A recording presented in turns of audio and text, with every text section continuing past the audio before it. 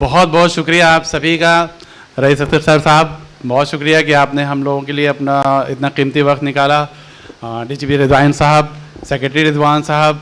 और हमारे जितने शुरा इकराम हैं, मैम आप, और जो हमारे ख़ास दोस्त परवेज़ भाई, जो कि अभी मेरे भाई बोल रहे थे कि बाराबंकी से लोग ज़्यादा हैं, तो चूँकि मैं खुद भी बाराबंकी से ही हूँ, तो जाहिर सी बात है कि आप जहाँ से जिस ज़मीन से होते हैं वहाँ से जुड़े हमेशा रहते हैं। तो मेरी हमेशा कोशिश रहती है कि मैं अपने ज़िले बाराबंकी से हमेशा जुड़ा रहूँ।